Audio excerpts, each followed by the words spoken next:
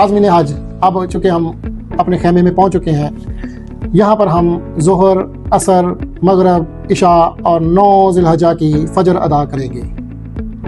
9 ذی الحجہ کی فجر ادا کرنے کے بعد ہمارا سفر میدان عرفات کی طرف ہوگا، اور وہاں پر بھی ہم نے جب وہاں سے سفر شروع کرنا ہے تو اپنے گروپ لیڈر یا اپنی کمپنی کے جو منتظمین ہیں ان کے حکم کا انتظار کرنا ہے۔ جیسے ہی آپ کی بسیں آئیں گی آپ نے ترتیب وائز بسوں میں بیٹھنا ہے اور میدان عرفات انشاءاللہ آپ نے بآسانی پہنچ جانا ہے۔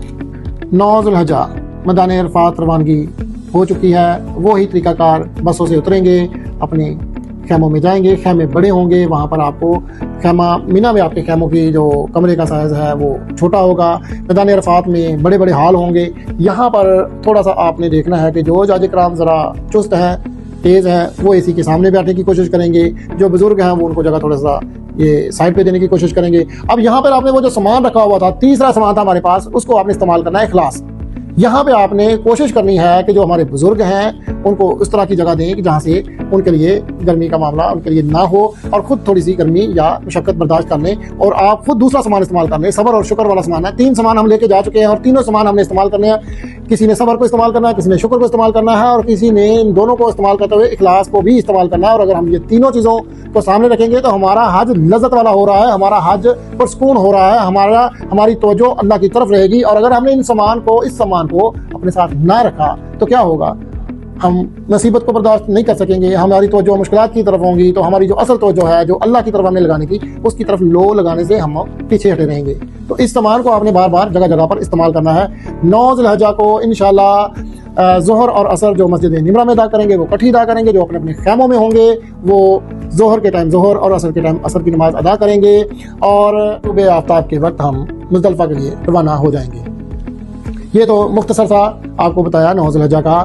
اب مزدلفہ میں پہنچ کر ہم مغرب اور عشاء اکٹھی ادا کریں گے۔ یہاں پر ایک الگ ہی نظارہ ہوگا، نہ یہاں پہ خیمہ، نہ کوئی میٹرس، نہ کوئی اے سی، نہ کوئی پنکھا، کھلا آسمان، اور زمین پر کنکریاں پڑی ہوئی ہیں، پتھروں کے اوپر آپ لیٹے ہوئے ہیں۔ آپ کے پاس ایک چٹائی ہوگی جو شروع میں آپ نے مختصر سے سامان اپنے پاس رکھی ہوگی، تو اس چٹائی کے اوپر ہی آپ نے سونا ہے۔ وہاں پہ آپ کو پتہ چلے گا نہ کوئی امیر ہے، نہ کوئی غریب ہے، نہ کوئی گورا ہے، نہ کوئی کالا ہے، سب برابر ہو چکے ہیں، سب مٹی پر لیٹے ہوئے ہیں، پہاڑ پر، چٹانوں پر لیٹے ہوئے ہیں۔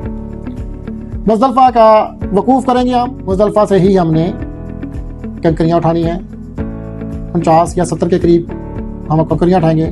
کوشش کریں کہ 70 کے قریب آپ کنکریاں اٹھائیں۔ 10 ذی الحجہ جی ہم مینا کے لیے واپسی، بڑے جمرہ کو 7 کنکریاں ماریں گے، قربانی کریں گے، اس کے بعد حلق یا قصر کر دیں گے اور احرام کھول دیں گے۔ اپنے خیموں میں ہم موجود ہیں، ہم اس کے بعد طواف زیارہ کریں گے۔